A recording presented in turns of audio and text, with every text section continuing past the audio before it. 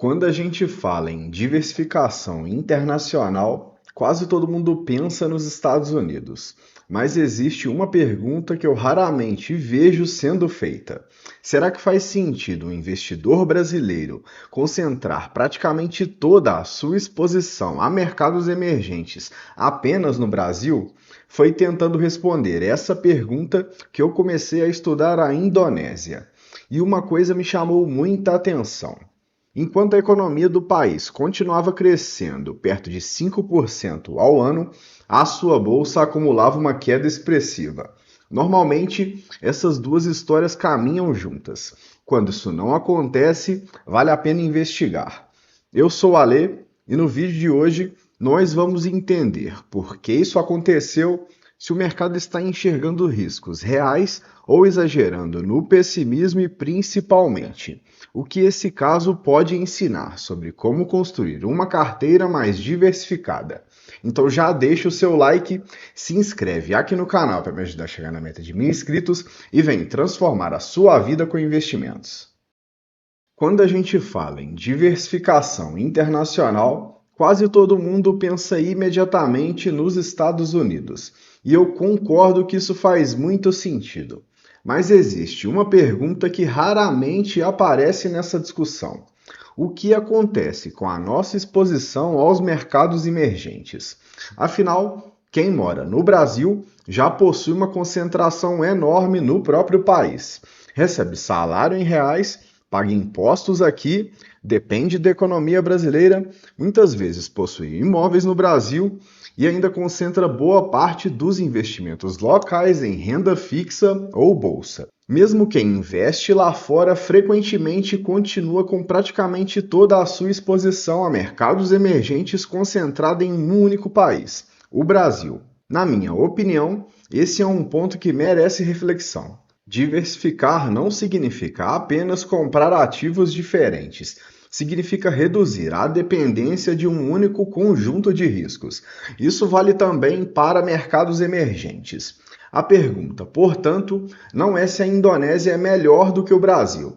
A pergunta é outra, pessoal. Será que faz sentido substituir uma pequena parcela da exposição ao Brasil por outro mercado emergente que possui uma economia, uma moeda, um ciclo de juros e riscos diferentes dos nossos? Foi tentando responder essa pergunta que a Indonésia entrou no meu radar. A primeira coisa que eu procurei responder foi justamente essa. Afinal, existem dezenas de mercados emergentes no mundo. Por que olhar para a Indonésia? A resposta começa por fundamentos da economia. Estamos falando da quarta maior população do planeta, de um país que continua crescendo perto de 5% ao ano, possui uma população relativamente jovem e vem ampliando a sua classe média. Além disso, a Indonésia tem uma relação de dívida PIB muito inferior à brasileira e opera com uma taxa de juros estruturalmente menor. Isso dá ao país uma flexibilidade maior para lidar com desacelerações econômicas sem carregar o mesmo peso fiscal que hoje observamos no Brasil. Outro ponto que me chamou a atenção foi a estratégia de desenvolvimento adotada no país. A Indonésia possui uma das maiores reservas de níquel do mundo e decidiu utilizar essa vantagem para atrair investimentos industriais, restringindo parte da exportação do minério bruto e incentivando que uma parcela maior da cadeia produtiva permanecesse dentro do país.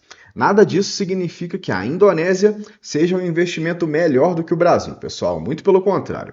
Ela possui riscos importantes que já começaram a aparecer no mercado financeiro e explicam boa parte da queda recente da bolsa.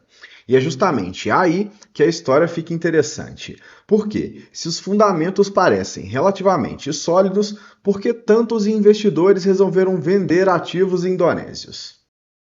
Até aqui, a história parece simples. Um país crescendo perto de 5% ao ano, com uma população jovem, dívida pública relativamente baixa e um projeto de industrialização apoiado em recursos naturais estratégicos. Mas se os fundamentos econômicos continuam relativamente sólidos, por que a bolsa entrou em um ciclo de queda tão forte? Foi exatamente essa pergunta que eu tentei responder. E a conclusão a que cheguei é que o problema não estava necessariamente na economia. O problema passou a ser a confiança dos investidores no mercado financeiro indonésio. Nos últimos meses, diversos acontecimentos começaram a se acumular. Houve uma saída importante de capital estrangeiro, pressionando a rupiah indonésia e aumentando a preocupação com a estabilidade financeira do país.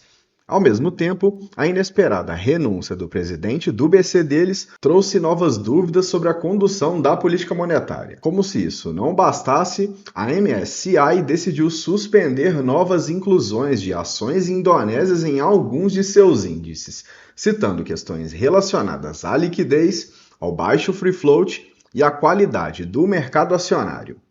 Separadamente, cada um desses eventos talvez não explicasse uma queda tão forte, mas juntos eles ajudaram a construir um ambiente de desconfiança. E quando a confiança desaparece, o dinheiro costuma procurar outros destinos. É justamente aqui que o caso da Indonésia fica interessante. Existe uma diferença enorme entre uma empresa ruim e um ativo barato. Da mesma forma, existe uma diferença entre uma economia problemática e um mercado negociando com desconto. O fato de a empresa ter caído não significa automaticamente que ela virou uma oportunidade, mas também não significa que o mercado esteja certo em precificar um cenário tão pessimista. E foi justamente por isso que eu comecei a olhar também para os valuations. Hoje, o ETF IDO negocia com múltiplos como preço-lucro e preço sobre valor patrimonial inferiores ao do próprio EWZ, que representa a Bolsa Brasileira e que, na minha visão, já negocia em níveis bastante atrativos. É claro que valuation, pessoal, sozinho não justifica o investimento. Os mercados podem permanecer baratos durante muitos anos quando existem dúvidas relevantes sobre governança, instituições ou fluxo de capital. Mas quando o mercado apresenta fundamentos economicamente relativamente sólidos e, ao mesmo tempo, ele negocia com múltiplos inferiores ao de outro mercado que já parece descontado, eu acho que, no mínimo, ele merece entrar no radar. Isso não significa concluir que a Indonésia será um investimento melhor do que o Brasil. Significa reconhecer que ela pode representar uma fonte diferente de risco e, justamente por isso, fazer sentido com uma pequena parcela da exposição destinada aos mercados emergentes. Depois de estudar esse caso, eu fiquei com uma impressão muito clara. A Indonésia não é um investimento óbvio. Se fosse, provavelmente não estaria negociando com desconto. Os riscos existem e não devem ser ignorados.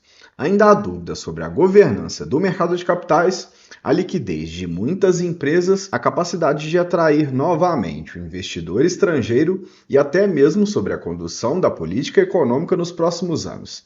Quem olha para esses pontos e decide não investir também possui argumentos perfeitamente razoáveis. Por outro lado, eu também acho difícil ignorar o outro lado da balança. Estamos falando de um país que cresce mais do que o Brasil, possui uma relação dívida-PIB bem menor, opera com juros estruturalmente mais baixos e apresenta uma dinâmica demográfica bastante diferente da nossa. Enquanto isso, a sua bolsa negocia com múltiplos que chamam atenção justamente porque boa parte desse pessimismo já parece estar refletida nos preços. Isso garante retornos elevados no futuro? De forma alguma, mas faz com que eu considere a Indonésia um mercado interessante para acompanhar. E talvez esse seja o principal aprendizado desse vídeo, pessoal. Quando pensamos em diversificação, muitas vezes nós procuramos o próximo país vencedor. Eu acredito que essa seja a pergunta errada. O objetivo não deveria ser descobrir qual mercado vai render mais do que os outros. O objetivo deveria ser construir uma carteira menos dependente de um único conjunto de riscos. Sob essa ótica, a Indonésia deixa de ser uma aposta e passa a ser uma possível ferramenta de diversificação.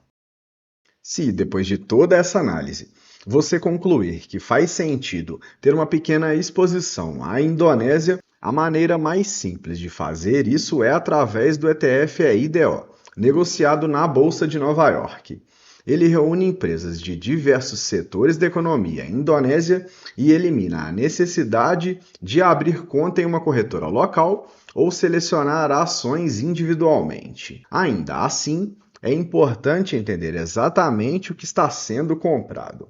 O índice possui uma concentração relevante em grandes bancos, o que significa que ele não representa perfeitamente toda a economia do país. Como acontece com praticamente qualquer ETF, existe uma metodologia por trás da carteira e ela influencia bastante o resultado final. Mas, sinceramente, se você terminar esse vídeo pensando apenas no IDO, eu acho que eu falhei em transmitir a principal mensagem. O meu ponto nunca foi convencer você a investir na Indonésia. O ponto foi mostrar que nós, brasileiros, continuamos a aceitar uma concentração enorme em um único mercado emergente sem sequer perceber isso. E talvez existam outras formas de distribuir esse risco. Pode ser através da Indonésia, pode ser por meio da Índia, do México ou de qualquer outro mercado que faça sentido para a sua estratégia. O importante é que essa escolha seja consciente e não simplesmente fruto do hábito. Quando eu comecei a estudar a Indonésia, eu achei que estava pesquisando apenas mais um mercado emergente. Mas no fim das contas, eu percebi que estava revisitando uma pergunta muito maior. Será que a minha carteira está realmente diversificada ou apenas espalhada entre diferentes ativos expostos aos mesmos riscos? Essa é uma reflexão que vale para qualquer investidor brasileiro. Nós já estamos naturalmente expostos ao país através da nossa renda, do nosso patrimônio, dos nossos imóveis e muitas vezes da maior parte dos investimentos locais. Isso não significa que devemos reduzir a nossa exposição ao Brasil ou substituir ativos brasileiros por ativos estrangeiros indiscriminadamente. Significa apenas reconhecer que diversificação também passa por distribuir riscos entre economias diferentes, moedas diferentes, ciclos de juros diferentes e realidades institucionais diferentes. No fim das contas, eu ainda continuo gostando do Brasil. Inclusive, eu considero a nossa bolsa bastante barata nos níveis atuais.